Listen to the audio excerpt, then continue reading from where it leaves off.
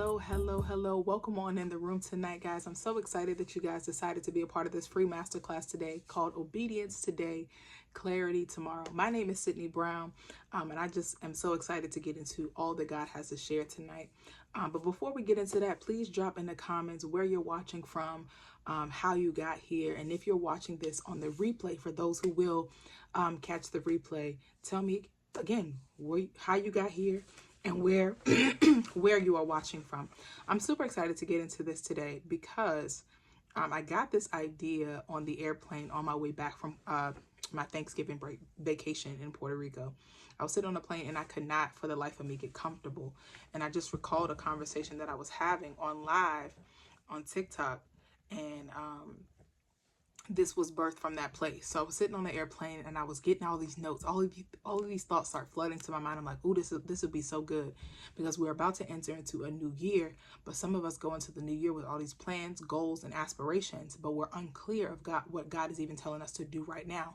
He will not release the next step if we are unclear in our right now. So this is the point of this, is to hopefully bring you to, or not even hopefully, the point is to bring you to a place of clarity before we step into the new year. So like I said, I was sitting on a plane and I'm writing out my thoughts, and then I get home maybe a few days later. I was like, oh, let me go back over and look over what it is that I wrote down so I can get an idea of where God is going to lead me with this masterclass. Y'all, while I look at my notes, and everything had disappeared. Everything was gone. When I mean everything was gone, no note was found, no obedience today, not even the title. Because my iPad was in airplane mode, it did not save what I initially wrote down. Second time this, I think 3 times after that, the Wi-Fi in my room was out and it was just not allowing me to save what I wanted to save. So just yesterday, on Wednesday, I completed the entire notes, and God sent me in a whole totally different direction than what I was expecting. He had me in the book of Genesis, in the story of Abram before he turned into Abraham. And it blew my mind, the level of knowledge and the level of act of obedience after obedience after obedience that Abram had to take in order to see the promise, in order to be clear on what God was doing in his life. And the crazy thing about Abraham's story, which we're about to get into, the crazy thing about his whole story is that many of the promises that God gave him, he knew that the promise would outlive him. But for those who are here from TikTok, most of you have been on my lives, and I've been sharing from a place of where I'm wanting to come out of. I shared that I am recently moved back in with my mom, me and my son, and had to hit the reset button on my life because I decided to step out and move several times outside of what God was telling me to do, and move to different cities, move to different places. And God was like, this time when you decide to move, I want you to do it with me. I want you to be obedient and watch how I order your steps so quickly. So if you see me looking up and down, it's because I have my notes here right in front of me, and I want to stay on track and keep us within a really decent time. So again, I remember coming back home initially and having to be obedient, even though I didn't agree with what God was doing. He told me to go back home. He said, I need you to go back home and set the captives free. And when I got here, I had this thought in my mind, right? I said, when I get here, he said, set the captives free. I'm like, it's going to be deliverance and exorcisms and all these things. I had all these grand things in my mind. Okay, you want me to set the captives free. That means I'm going to have to gather my family together, lay hands on them, pray with them, pray over them, When I got here, this is what the Lord told me to do. He said, I need you to go home. And that was it. Go home. So I came back home. But initially, I went to see my son because at the time he was staying with his dad. So I was like, I'm going to go visit my son over the weekend. And God said, you're out of position. I need you to go. I need you to go home. And when I got here, I was so irritated by everything around me. I was like, things are out of place. Things are chaotic. Things are da-da-da-da. Like, I'm like, how am I supposed to heal in this place when there's so much going on? There's so many things that I see that are out of place. Like, I'm so overwhelmed by the chaos and the lack of order, all of these things, right? And the Lord like kind of nudged me and was like, that's why you're here. And I was like, that's why I'm here. Like, I got into this attitude or this position where I was like, this isn't right. This isn't fair. Because why am I having to come behind and clean up after someone else? Like, this isn't right. So every place that was irritating to me, the Lord said, I need you to do it. I need you to be willing to do what your mom won't do in this season. If she won't establish order, I need you to be the one to establish the order in her home. And what he was doing was he was having me to clean up. I was scrubbing walls. I was mopping the floor. I was like, Lord, this is why you brought me home? Cinderella, is that you? Like, what? So I kept coming to God and like, what are we doing? Like, I thought you said I was here to set the captives free, but he began to reveal to me the layers, because my mom was in a place where she couldn't see. She couldn't see, but so everything was just piling up. And this is my spiritual sight. So she couldn't see. So he had me come in and be the eyes and sweep out the demons and sweep out the dirt, because demons hide in dirt. They hide in filth. So there was layers after layers. Every night he would say, sweep and declare that this is holy ground. This is a part of deliverance. This is a part of what is going to set her free. This is a part of what I meant by set the captives free. So it looks different. So what if he's calling you to a place of obedience? That leads me to point number 1.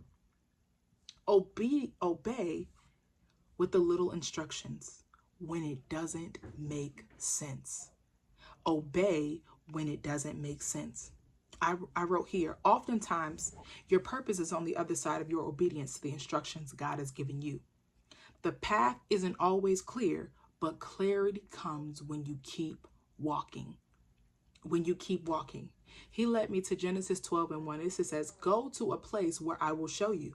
This is him speaking to Abram. And again, God's instructions were very vague. It was go to a place where I will show you. What do you mean? And I felt that same way. I was like, okay, go to this place, then what? Because sometimes we want the clarity first. We want to be clear on what God is saying. Help me, Holy Spirit. We want to be clear on what he's saying, but we don't take into account that the instructions don't become clear until we take the step. And so God said, obey when it doesn't make sense. He had an instruction to go to a place, but it wasn't until he moved where clarity started to make sense. Again, for me, he told me to come back home. Go back home because I need you to set the captives free. But he also said, those who are connected to you, it is not just you who will be pulled out of the dirt. So when I pull you up, there are people who are connected to you who will also be pulled out of the mud. So when I pull you out of the mud, your mother's arm is connected to you. So as I pull you up, I'm pulling her up. Deliverance doesn't always look like what we think. I just wanted to insert how God revealed that to me, because growing up in church, I had this idea of what I thought deliverance looked like and what I thought, setting captives free looked like. But what if God has you in the nitty gritty? And he gives you instructions that are weird. You're like, why am I doing this again? It doesn't make sense to you. But number 1, obey with little instructions when it doesn't make sense. But he said the clarity will start to make sense. The more you clean, the more you sweep, the more you wipe the walls, the more you keep singing over your mother's house and declaring that this is holy ground. I was mad. I was like, this don't even make sense to me. But he said, do it anyway. Do it anyway. The second point he brought to my attention, he said, obey when life looks contrary to the promise. In Genesis 12:6-7, it says, at that time, the Canaanites were in the land, but he promised Abraham, to your offspring, I will give you this land. How many times have we been in a place where God has promised us a place, promised us marriage, promised us home ownership, and we look at our situation and we're like, I don't see that. This is contrary to what you're saying. My finances don't add up. My credit score doesn't add up. Everything in life doesn't add up. The Canaanites were in the land that God had promised to Abram.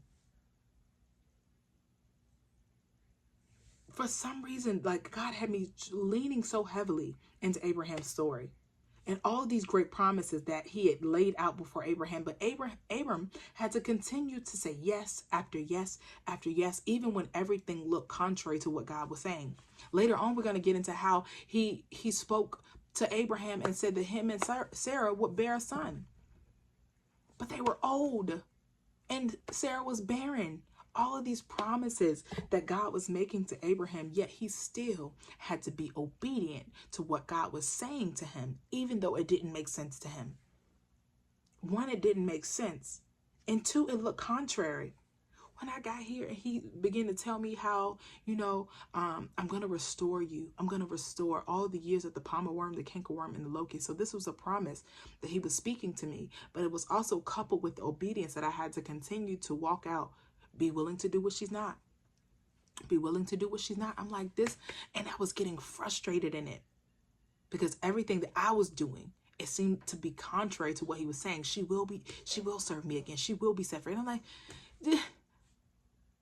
like, come on, can we restore the order? Like, God, can we speed this up? But he was like, keep obeying, even though what you're seeing looks contrary to what I've said. Stay in this place of obedience. Stay in this tension, because soon it will change. Soon you will understand why it had to be this way. Soon you will understand why I'm taking you this route. Soon you will understand, but I need you to continue to walk, because it's only when you continue to walk that he brings you clarity. It's only when, because I put here, obedience are your steps.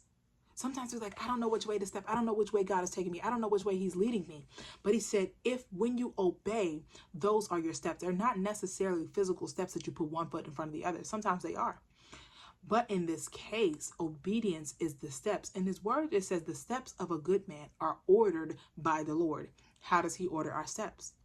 He orders our steps through his word, through the promises he speaks, through the dreams and the visions that he placed in your heart. That is how he orders our steps. Because in his word, it says, my word is a lamp unto your feet and a light unto your path. Those are what gives you the directions and the steps. Directions, so it's obedience that are tied to instructions. The steps are when you obey those instructions and it begins to light the path. What does light do? Light makes things clearer. Light makes things visible. Light makes things evident. So if he's saying, if you feel God is leading you in a certain direction, the evidence of it will be shown when he lights up the path with his words. I pray that makes sense. Obedience are the steps. Sometimes I don't know which way to go. I don't know which way God is taking me. Listen to his word. And if you haven't heard an actual word, seek his word through his word. Seek his word through his word. I pray that makes sense. What I mean by that is, if you don't have a rhema word, a word fresh out the Holy Spirit press, there are promises in his word that will lead you to your personal promises through God. Oh, thank you, Holy Spirit. There are promises laid out all through scripture that will lead you to your personal promises in God. Number 3, obey when God starts subtracting. Pruning. Pruning means selective removal of plants to improve a plant's health, safety, and appearance. Removal to improve a plant's health, safety, and appearance. Obey God. Obey when God starts subtracting. Oh, Jesus, this one right here, too good. Too good, because many of us get to this place. We get to this place when we get so discouraged, when God begins to take things away. He starts subtracting from our lives, and it looks opposite. It again going back to when it looks contrary. When he begins to subtract from our life, we're like, God, what are you doing? Like, this can't be you. Things are falling apart. But he's like, no, they're falling into place. When I clear out the clutter, when I clear out what is not necessary, needed to go to the next level, you will be clear, you will understand why, and you will get more clarity on what I'm actually doing. In Genesis 13, Abraham was faced with a decision to separate from his nephew Lot. They had reached a point in their journey where remaining together was causing conflict. They were both wealthy and and an abundance of livestock and an abundance of sheep and herd and cattle. So their attendees or their shepherds began to argue because it was causing conflict and chaos. It was causing conflict and chaos. I wrote here, sometimes with this step of when God starts subtracting, God gives you the choice to remove people or things, or he gives you hold on one second. Sometimes with this step, God gives you the choice to remove people or things on your own, or there are times when he removes people himself for your benefit. Abraham and Lot have been together on this journey since God came and appeared to Abram and said, leave your father's house and go to a land where I will show you. His nephew tagged along. That wasn't even a part of the initial instructions, but God was still even honoring Abram and what he was doing and taking steps of obedience, even though he disobeyed in one area, which later caused him conflict, which later caused a hindrance in God speaking and making things clear. So when God begins to subtract and begin to cut things off and out of your life, people, places, and things, just know it's for your benefit. Because when I initially moved here, for many of you who are, like I said, you've been on my lives, you know that I shared that I had to let go of an engagement. I had to let go of my job. I had to let go of my apartment and the city and the state that I was living in, all in one swoop. Go back. Leave all of this behind and go back. So I was leaving people, places, things, furniture, all of these things, money, everything that I had to leave. I had to leave it because it was a conflict. It was conflicting what God was trying to do in my life. Now I have the freedom of time. I have the freedom of pouring into all that he has for me. But it wasn't until I obeyed that time and the clarity came to me. Because in that previous season, though I was walking and operating in what God was doing, I was recording the content, I was posting on TikTok, I was posting on YouTube, I wasn't going live because I didn't have that time or the conflict of me being in front of camera with my ex-fiance because he wasn't comfortable. He was more behind the scenes and I'm more up front. Like, listen, this is what God is telling me to do. I want to be up front. So it began to be a conflicting thing. And God said, I need that conflict out of the way so I can get you clear. I need you clear because when you're clear, you're able to see what others can't see. And then you're able to help them get clear. So again, sometimes this step, the step of God subtracting, he gives you the choice to remove the people, places, or things on your own. But then there are times where he himself removes the people for our benefit. Obedience is not a one-time yes, but a series of yes. Remember what I said, obedience is the steps. So if you just say yes once to God, yes to salvation, but you never obey his instruction after a while, you remain in a place of stagnation. Now you're stagnant and you wonder why you're not clear. You're stagnant and you chat like, God, what's next? What's next? What's next? He's like, did you obey what I told you initially? I'm so glad that you said yes to my salvation. But now I need you to say yes to my will, yes to my way, yes to my promises, yes when I start subtracting people, yes when things start to look contrary, and yes when it doesn't make sense. Because I put here, each time God appeared to Abraham with an extension of the promise, he had to be willing to come into agreement with what God was speaking. But it was only after he obeyed that God released more instructions paired with a promise. In Genesis 13:14 through 17, it says, Then the Lord said to Abraham, after he had parted from Lot. He didn't start speaking again to Abraham until he departed, till him and Lot separated. God appeared on the scene again.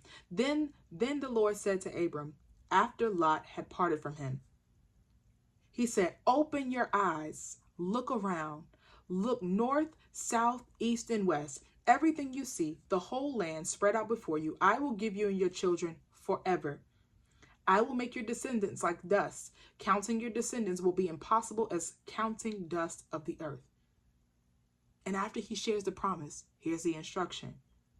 Genesis 17, go on your feet, get moving, walk through the country, its length and its breadth. I'm giving it all to you. The instruction was get up, get moving, and walk around the land that I promised you. Walk around its length.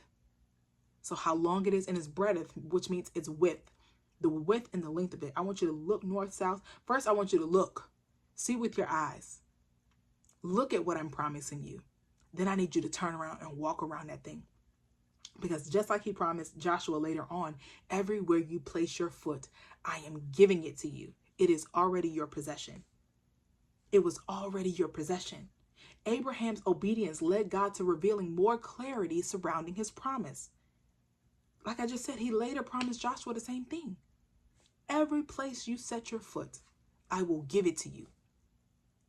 But what do you have to do? You got to set your foot on it. You got to step your foot on it. And if that means a physical step for you, then step your foot on the land so he can give it to you. Don't stop waiting for clarity, because if you wait to get clear before you take the step, you'll remain in a place of stagnation. You'll remain in a place of being stagnant. You won't move. You won't move. Because if you wait until you're clear, God is like, clarity is on the other side of this. I want to give you further instructions. Some of us remain in this place of years waiting. Why am I not clear? I'm not clear. I'm not clear. Like I see everybody else is clear. Everyone else is clear because they're moving. Again, what I shared earlier, the path isn't always clear, but clarity comes when you keep walking. Keep walking. Keep taking spiritual steps of obedience, and the more will be revealed to you. That's a promise. That is an absolute promise. God wants to make you clear. He does not want his children stuck in confusion. He said, I'm not the author of confusion. I am the author and the perfecter of your faith. But I don't want to keep you in a place of confusion. That is not my will for your life. My will is to bring you so much clarity that you walk with me, even if you don't know which path to take. I want to give you so much wisdom and so much trust in me that you step anyway. Because I will make it make sense. I will make it make sense, but trust me in it. Trust me in it. Number 4, obey when instruction seems impossible. Dead places, dry places. Dead places, dry places. Obey when instruction seems impossible. Genesis 15:1 said, the Lord gave Abraham a vision. And he said, do not be afraid, Abram. I am your shield, your very great reward. This is when Abraham starts to question, like, okay, I know you promised to give me, descendants beyond measure, beyond the number of the stars, beyond the sand on the sea. But Lord, this don't make sense. So he told the Lord, I'm just going to give this inheritance to my servant because I have no children to give this promise that you keep promising me. Initially, when God gave Abraham this promise, he said, I will make you a father of many nations. This is even before he even bore children, before children were even thought of. And not only that, Abraham was old. Abraham was old, yet he still had to obey God when the instruction seemed impossible. He said, how am I going to do this if I don't even have kids? I don't even have children, yet you're saying to me that I'm going to be a father of many nations. Make that make sense, Lord. Make that make sense. But Abraham had the audacity to ask God the right question. He had the audacity to ask God the right questions. Many of us are afraid to ask God the right question. We ask him, why? Why me, Lord? Like, why you got me on this path? Why am I going through this? This is not fair. Like, I don't understand why you have me on this path. I don't understand why I have to do it this way. I don't understand why. He says, stop asking me why and ask me how. Abraham asked God how. He said, how, Lord, can I know that I've gained possession of it? How can I know? How will I know that I'll gain possession of it? And this is what the Lord again instructs Abram, because he was not yet Abraham. The Lord again instructs Abram. Because of his obedience, the Lord released the next 400 years of Abram's lineage for telling what was to come of his generations, plus the promise of restoration. At this time, him and Sarah still had not borne a child. But because Abraham was willing to even think and act in obedience, God was like, let me put you in this sleep. Let me put you in this place of rest, and let me reveal to you the next 400 years of your lineage. He began to tell how in the next 400 years, your children are going to travel to the land of which I promised you, but they're going to stop in this other land and become captives, become enslaved for the next 400 years. But after this 400-year period is up, after the 4th generation, they're going to be set free. He literally laid out the next 400 years. How clear can you get from that? He showed Abraham a promise that would outlive him, because Abram's willingness to even ask God how it can happen. God saw the willingness of his obedience. He saw the willingness of his heart to obey, even though he didn't understand. To obey when it seems impossible or dead. Again, at that time, him and Sarah were like, how is this going to happen? This doesn't even make sense. You're promising me descendants, and you're promising me land. You're promising all these things. And then you're telling me the land going to be taken captive? Like, my people going to be taken captive? It doesn't make sense, Lord. I need you to make it make sense. And lastly, number 5, obey when God's instructions. Obey when God instructs you to give back what he promised you. Sacrifice the promise. Sacrifice the promise. And I put a question mark. Like, are you for real? Abraham at this point in the story, the Lord again came to Abram with a request. Genesis 22:2 says, take your son, your only son, whom you love, Isaac, and go to the region of Moriah. Sacrifice him there as a burnt offering on the mountain I will show you. There God go again with that I will show you. I have not yet revealed where specifically, but go to the place and I will show you where. Come on, Lord. First you want me to give up what I had to fight to get. Abraham had to remain in a place of obedience, or in a place of trusting God, though what he was believing God had yet to come to pass. Him and Sarah were trying. So then he inserted himself. Sarah inserted herself and was like, okay, this is not going to happen. We both too old. Let's just try this with Hagar. Let's just try this with her and see how this work out. Let's just use my servant. She will bear us a son, and God will make the promise that way. And God said, no, I promise that you and Sarah will carry this lineage. You and Sarah. God had came through so much. Oh, this is too good. God had came through so much for Abraham that he had no doubt that God would make a way for Isaac not to be sacrificed. He confidently told his servants, we'll be back. We will come back to you. Not just me. He looked at his servants because he knew Isaac was right there beside him. And he said, we'll be back. I'm going up to the mountain to sacrifice, but we'll be back. Jesus. Okay. He even had to look his son in the face and have confidence and confidently say to his own son, God himself will promise the land for the burnt offering, my son. Yet he still had to walk out the instructions. He had to look at Isaac, who was like, we're going up this mountain without a ram. I don't see no lamb, no bull, no sheep, no goat, no dog, no cat, no fish, nothing for us to sacrifice. Yet we walking up this mountain to sacrifice a burnt offering unto the Lord. Isaac knew what that meant because this is what Abraham did. Abraham was a giver. It goes back to Melchizedek, I believe that was, or Abimelech. If you read Genesis, the story of Abraham and how he started the trend or the principle of tithing. He gave the king a tenth of what he had gotten. So he was a giver. And so Isaac knew the way of how to give and how to present burnt offerings unto the Lord, because he witnessed his father do it. Because how else or why else would he ask his father, like, where's this ram? Like, you said we about to sacrifice, but I don't see this ram. I don't see nothing that we about to sacrifice. You see what I'm saying? And so imagine being Isaac as well. But yet, he still had to walk out the instructions. He tied Isaac up and pulled the knife, but God said, don't lay a hand on the boy. Now I know you fear God, because you withheld not from me your only son. This is what I put here, the one you had to fight through doubt, failed attempt after failed attempt to receive. Abraham looked, and there in the thicket he saw a ram caught in the horns. Because he was in the right place at the right time, God provided. Many of us are seeking clarity from God in the area of provision. But are you in the right place at the right time? Are you willing to sacrifice what he is telling you to sacrifice to see the provision is already there when you get there? Go to a place where I will show you there.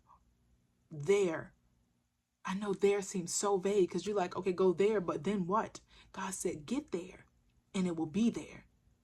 That is how you get clear. Get there and you will be there.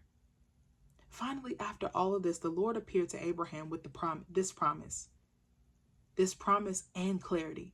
This is what it says. I swear by myself, declares the Lord, that because you have done this and not withheld your son, your only son, I will surely bless you and make your descendants as numerous as the stars in the sky.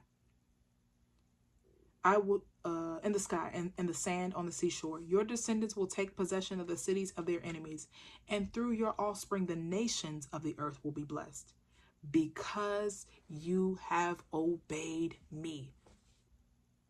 Because you have obeyed me. It all goes back to obedience. God said to Abraham this promise multiple times. I will make your descendants great. Your nations will be blessed through you. Nations will be blessed through your offspring. Time and time again, God kept reminding him of his promise. It's not that you need to know what's next. Sometimes God has to tell you again what the promise is so you can keep going. Excuse me. Sometimes he has to remind you again what the promise says so that you keep going to the next step. And then he elaborates on it. Then it expands. Then it grows. Then it grows into something else. So sometimes he won't tell you anything different. He will reveal it to you again, then give you instructions behind it. He will reveal you again the promise, then give you more instructions behind it. I'm a living witness to that, because when I arrived here, I had no clue what God was doing. I had no clue of how he was going to let my life transpire. But he said, I need you to get in position, because when you're in the right place at the right time, I will provide the provision. I will provide the clarity. I will show all that you need to know in this season. I won't give you too much because it will overwhelm you, but I will give you just enough so you can take the next step. Go and look at the land. Now I want you to walk in the land. Now I want you to speak to the land. Now I want you to walk around it and possess what is yours. I want you to possess what is yours. When I got here, I didn't know that I was going to host my first women's live event. I didn't have the money to do it. But he said, now that you have completed this step, and now that I know you're willing to obey, even when it doesn't make sense, even when I start subtracting, even when it seems impossible, even when it looks contrary, even when I require you to give back what I gave you. I know your heart now. So now I can trust you with more instructions. I can trust you with more of my words. I can trust you. And now you can trust him. Now you can trust him because of what he's done before. Jesus. So it made me so clear. And that's why I've been declaring this is the clearest I've ever been in my life. Because obedience led me here. I had to obey in frustration. I had to obey in tears. I had to obey when I didn't want to. I had to obey mad. And hear God say, be angry, but sin not. Don't strike what I told you to speak to. There was mornings where I woke up and I was so frustrated by everything I saw around me, because I'm like, God, it's not moving. I'm moving. I'm doing what you told me to do, but it's not moving. He said, continue to obey, but I don't need you to strike what I told you to speak to. Who did that? Moses. Moses struck the rock when God instructed him to speak to it. Speak to the rock so that water can flow for my people. But God still honored what he was going to do, even though Moses disobeyed what God told him to do. But his disobedience led him to being kept outside of what God promised him. And God doesn't want that for his children.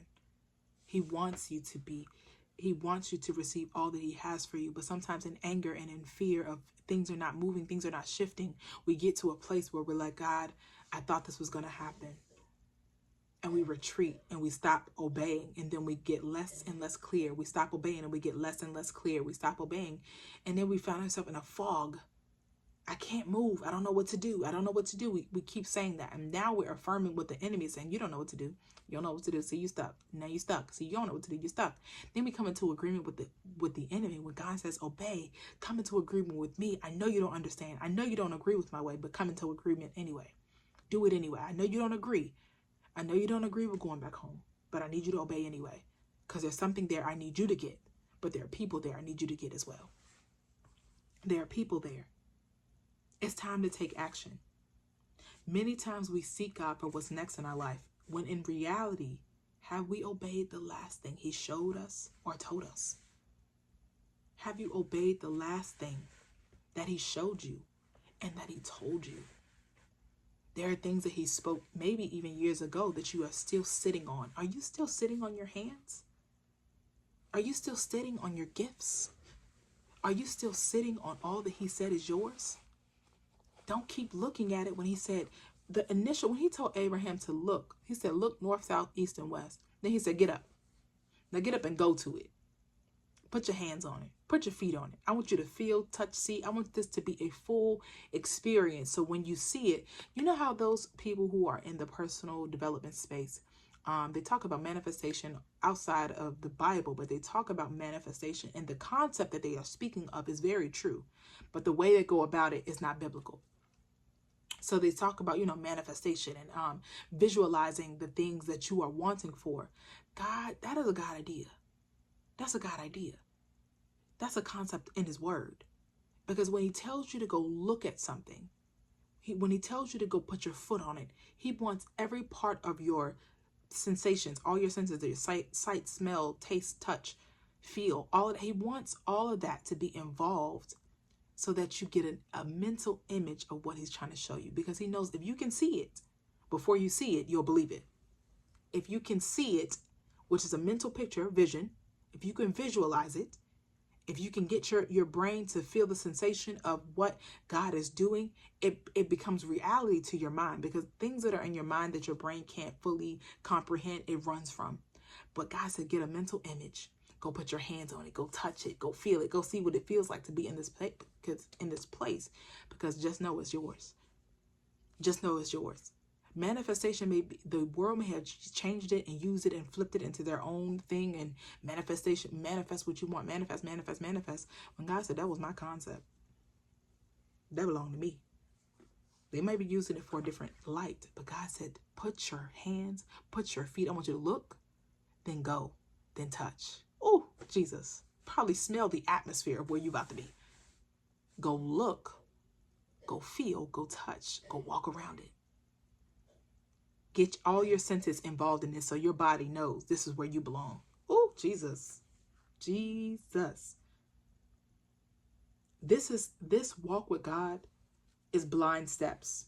That's where faith comes into play, right? It says in his word, walk by faith and not by sight. Walk by faith and not by sight. Many times we want to see it. We want to see it in our natural eyes before we actually, believe it. He said, that's not faith. That's not faith. I will show you. I will give you visions, dreams. I will give you desires that I place in your heart. I'll give you mental pictures to cling to. I will continue to speak the same promise and then pair it with new instructions. I will continue to speak the same promise and pair it with new instructions. I will continue to speak the same promise and pair it with new instructions. I will elaborate on the promise. Moses' promise Lord, I keep saying Moses. Abraham's promise only continued to expand. It was the same promise, but God just continued to add and highlight different pieces. He was like, okay, I showed you this piece of it. Now let me highlight this piece. Now let me highlight this piece. Because remember, the promise is about your life in totality. It's not about seasons. We live through seasons of our life, but God gives us the entire picture. That means from conception to death. From conception to death, your whole life, God has it laid out. Not when you get 30, or not when you get 40, 50, not when you get 20, 18, not when you get to these certain points. Like, now you have arrived. The journey continues. That's why God shared with Abraham a promise that superseded his life. It extended beyond his life, because some of the promises that you're even standing in are promises that God made to your great, great, great, great, great grandparents. Some of the things that we're sitting in today are a result of a promise God made to someone in your past. And some of the promises that he's releasing to you today will affect your children and your children's children's children's children, because Abraham chose to be obedient, we are still reaping the benefits. Oh, Jesus. He said all the nations of the earth will be blessed through his seed. We are still reaping the benefits of the promise God made to Abraham. What? That's how good God is. That's how good he is. His promise still stands. Great is his faithfulness. Great is his faithfulness. If you look back over Abraham's story in its entirety, it wasn't smooth sailing. At the least, it was not. It was not always easy. It was not always clear. And I think we get clarity confused with the whole the entire picture. He said, I light up the way. If you think of a lamp in darkness, a lamp only gives off but so much light, right? It only gives off but so much light. If you're in complete darkness, a lamp is going to light just enough so you can step in front of you. Just enough. Sometimes God's instructions are very vague to a place where he says, I will show you. I will show you. Just like in the initial promise, he said, leave your father's house, go to a land I will show you. Go sacrifice Isaac on this mountain to a place where I will show you. I will show you. But it's when we gain clarity, God does not require us to know. He just requires us to take the step. He just requires us to take the step. Jesus. Because again, it says in his word, the steps of a good man are ordered by the Lord. When you obey, you are taking leaps and steps into what God is calling you to do. I just want to make sure I get out everything that I write. The more you step, the clearer you become. The more you step, the clearer you become. And I keep repeating this because I've been the most clear in my life since being obedient with God. I've been the most clear. Because at every turn, I choose to obey. I choose to obey when it hurts. I choose to obey when it's uncomfortable. I choose to obey when it's impossible. I choose to obey because when I look back over seasons of my life, when God has been faithful, it gives me the confidence to take the next step.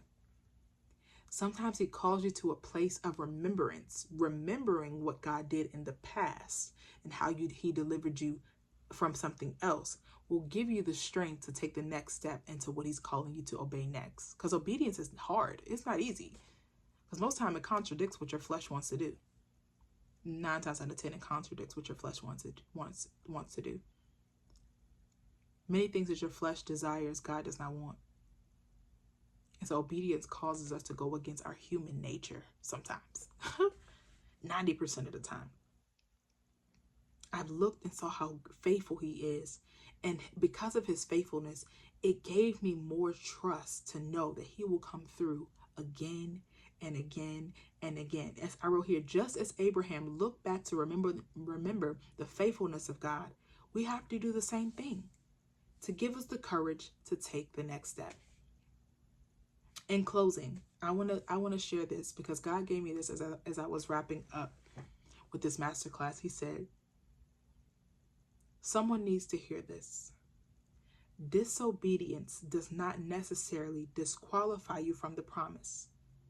Ishmael was birthed out of disobedience, yet Isaac still came. Just get back in alignment with what God said. Just get back in alignment. Disobedience does not qualify you. It does not disqualify you from the promise. Just get back in alignment. I know we've said, oh, I've been disobedient. God is not going to release it. He's not going to release it. Just get back in line. Get back to what he said to you. Get back to the instruction that he led you to in the first place. Get back to that place of honor. Get back to that place of, God, I'm going to obey when it hurts. Again, here are the 5 points. Obey with little instructions when it doesn't make sense. Number 2, obey when life looks contrary to the promise. Number 3, obey when God starts subtracting and pruning. Remember, pruning is to improve the life and the health of the plant and safety and appearance. He wants to make you look stronger, healthier, and better. Stronger, healthier, better. Number 4, obey when instruction seems impossible. Dead places, dead things. Dead places and dead things. What I mean by dead places, because Abraham looked over his life and was like, sir, my wife is barren. But I think you know that. Dry places. This is dry. I'm old. Like this. No. This don't look right. And lastly, obey when God instructs you to give back what he promised you. Sacrifice the promise. What? That one get me every time. Give it back. Give it back. Let me see where your heart is. Ooh, sometimes God will test you. He will test you in it to see, were you really clinging to him, or were you just idolizing the promise? Whoo! Did I not just share that he took my engagement? I had to trust him in that because he promised me marriage. Huh? He promised me marriage and then was like, oop, I need that. I need that right there. Give that to me. But you promised me that. I'm pretty sure, though it did not give an account of how Abraham felt when God asked, because it just said, in the Bible, it just said that Abraham went straight into action. He was like, okay, we're going to this mountain. Let me take my servants. Let me take these donkeys. He tied the donkey up at the bottom of the mountain, went to the mountain with his son. What? He just chose to obey. It doesn't give an account on how he felt. It didn't give an account of the emotions, but I can imagine you're looking at your only son, Jesus. God never requires something that he would not himself do. What? He is the ultimate giver. Jesus was the ultimate sacrifice. Abraham and Isaac was just a foreshadow. Though he did not take Isaac from Abraham, he said, let me show you that I'm a giver. I may require you to give. I may require you to sacrifice, but I gave the ultimate sacrifice. And I left his spirit in you just so you can gain clarity, just so that you can walk out with me and have purpose and know what I'm calling you to do. So I pray that this will get you to a place of clarity, because it did for me. It did for me. I know we hear that all the time. Obedience is better than sacrifice. Obedience is better than sacrifice. One revelation I got from that scripture, obedience is better than sacrifices, is because if we chose to obey on the front end, we wouldn't have to sacrifice on the back end. We wouldn't have to sacrifice people, places, and things. If I would have sought God first, and it doesn't mean that I won't miss. It doesn't mean I won't make a mistake. It doesn't mean that I won't fail. But if I would have sought God on the front end instead of trying to search out and make this promise of marriage happen for myself, maybe, just maybe, I wouldn't have had to sacrifice and give back my engagement, give up on a place where I was living, give back a place that I didn't want to give back. Maybe, just maybe, if you obey on the front end, you won't have to hurt on the back end. Ooh. Obedience is your protection. It protects you from the things that our heart desire, that God knows that will trip us up in the end. He knows what's going to cause you harm. That's why he said, for I know the plans I have for you, says the Lord. Plans to prosper you, not to harm you, to give you a hope and an expected end. They're not to harm you. I know sometimes they look like harm. I know it seems like I'm withholding so many things from you, but I withhold them for a reason. Because I need to know, do you want me or do you want what's in my hand? Do you want me or do you want what's in my hand? Today I urge you to obey. Obedience today. Clarity tomorrow. Obedience today. Clarity tomorrow. You will be clear. That's a promise. That's a promise. But the principle is obey. Every promise is attached to a principle. There's a principle in his word. If you're seeking peace, God said, think on these things. That's the principle. Think on what's true, what's noble, what's praiseworthy. And then the peace of God that surpasses all understanding will guard your heart and mind. I think there's something in between that, but that's the part I remember in Philippians 4. But the principle is to think on these things and then pray about everything. Think on these things and pray about everything. Do be anxious for nothing, but pray about everything. Then the peace of God will be with you. If you follow my command, then the promise. If you seek my face, then all these other things will be added. It's principle. principle is always attached to the promise. A principle is what leads you to the place of obedience. It's the instruction that leads to the promise. Many times we want the promise first. God, give me the promise. He was like, instruction.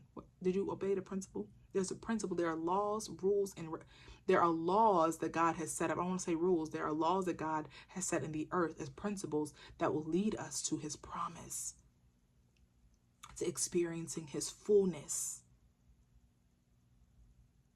to experience the fullness of what God has for us. So I pray that this free masterclass has added so much value, and I pray that it gets you to a place where you're asking God the right questions.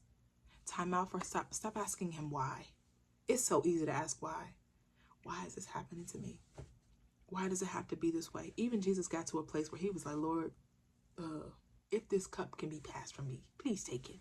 Why have you forsaken me? Why have you forsaken me? And we get to that place too, but God said, ask me how. Abraham had the audacity to ask God how, and God is not afraid of your questions. He just wants you to ask the right ones. Even Mary had to ask God how. How is this going to be? How am I going to bear the Son of God? And I ain't even slept with a man. He said, I'll show you how. And he answered. It's when you ask how, God reveals the answer in detail. He gave Abraham detail. This is how. He went into a 400-year span of instructions and directions. He went into detail with Mary. I will overshadow you. The Holy Spirit will come upon you and cloak you like a mantle. He told her how. That's how. Ask God how. How is the door that unlocks, the key that unlocks the door to clarity. Ask God how. Ask him how. Because when you're obedient, you get into alignment and ask God how. Ask him how. So I pray that this added value to you guys. But before I go, I want to offer you guys a few things. First, I am opening up I'm offering an e-course that is starting January the 6th. This e-course has been around, but I got this idea from God to start again in the new year, to relaunch my e-course. Is called Uncovering Patterns That Prophesy. A lot of us are still stuck and lacking clarity because we're in a cycle or in these patterns that we need to break out of. And God gave me the tools and the resources and showed me that how he set me free from the patterns of overthinking, anxiety, anxiousness, depression, and not a lack of trust in him. He gave me the tools on how to overcome. What I show you in the course is something that I work through myself. So the e-course is available, but for the first 10 women, I'm going to give you $100 off the course to start with me. January the 6th is when we will all start together. There will be once a month, we'll come together and have a live Zoom session where we can discuss what we're learning in the lessons. Each module has a discussion underneath where we can put in prayer requests or what you got out of the lesson that will maybe help someone else who didn't see what you saw in the lesson. So again, for the first 10 women who want to sign up for that, it will be $100 off with code restoration25. With the code restoration25. So if you're interested in that, that will be below in the description bar. I also am offering coaching sessions. The first session, consultation, is a free consultation. It's about 15 minutes. So if you want to coach with me and help gain clarity around what can I do from this? How can I take what I've learned and apply it? Can you help coach me into clarity further than what I just learned? And note takers are move makers. So I pray that you guys have taken notes for what you heard today. But after the first consultation, after that, it is paid consultations after that. But if you want to support me in my book, I released my first book last year called I Can't See Me, But I Know Me, The Perspective of Being Led by Christ. It's a book of how I overcame depression, and it recounts some of the stories from my childhood of how I grew up in church and all these things, and it just talks about and shares my perspective of how Christ led me. So I would love you guys to support me in that. For those who still want to go through that process of uncovering their patterns, but they don't want to do it in a course or in a group. They just want to sit with God and do it, which I encourage you to be a part of the e-course, because you need community to help pray with you, speak over you, and speak life into you as you walk it out. But if you don't want to do that, I also have a guided journal called Uncovering Patterns That Prophesy. The course actually stemmed from the journal. I was like, God, I want to make this come alive. I want to be able to explain it better for those who are audible learners and those who are visual learners who can't just see a thing and it comes to life, but I wanted to be able to bring it to life. So that's where the e-course was branched from. But I released the journal earlier this year around January. So the journal was also called Uncovering Patterns That Prophesy. It lays out, it has a patterns chart in it. In the patterns chart, it has the patterns column has, you write out the patterns, then you write next to it what those patterns are producing, and then you look in scripture and find the promise to combat the pattern, because you overcome by the blood of the Lamb and the word of your testimony. You overcome by the promises of God. So you use the promise, what God promised you, to combat the pattern.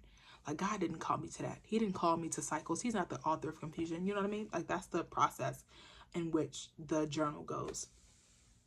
And then if you don't want to do any of those, this is a pressure-free offers. Like, if you want to partake in these, feel free. I would love the support, but I will also love to support you, because the point of it is, if you're in a place where you're stuck and you're stagnant, but you want to get to a place where you're better, that's where I can help.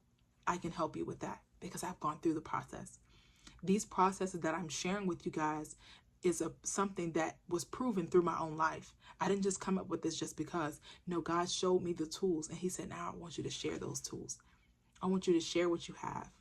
I want you to share what you have. But if you don't want to partake in any of those offers, I am here on YouTube once a week, typically Monday and Tuesday. I post here on YouTube. But every day I'm live on TikTok. So if you just want to continue to consume free content until you feel led otherwise, please feel free to do that. But again, the offers are, I have my e-course available called Uncovering Patterns That Prophesy. The start date of that is January the 6th. And it's $100 off for the first 10 women under the code Restoration25. Secondly is coaching with me. One free consultation. Then you have my book, I Can't See Me, But I Know Me, The Perspective of Being Led by Christ, my guided journal. And then if you want to continue with my free content, feel free. Come kick it with your girl. I'm on every day. I'm in some type of content space every day. Typically TikTok for now, until if that platform shifts, then I'll be here on YouTube, or I'll be on Instagram, Facebook, somewhere you're going to find me. I will be sure that I am present, because this is my way of showing up. This is my way of being obedient. This is my way of watching God work through my life. You will be surprised at what you can do when you obey. Because again, like I told y'all, I wrote out this course. I mean, not this course. I wrote out this masterclass several times because I thought God was going to send me one way, but he led me in a whole different direction that absolutely blew my mind. So I appreciate you guys for being on, and I pray that you got great things. Please feel free to connect with me. I'm on all my socials. We also posted